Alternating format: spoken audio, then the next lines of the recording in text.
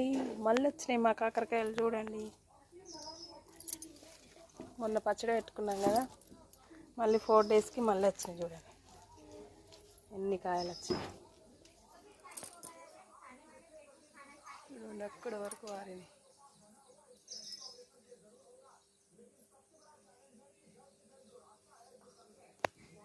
చూసిందా.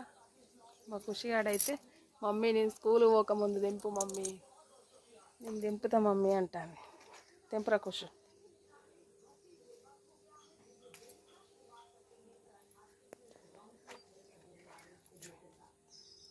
చూయించేటం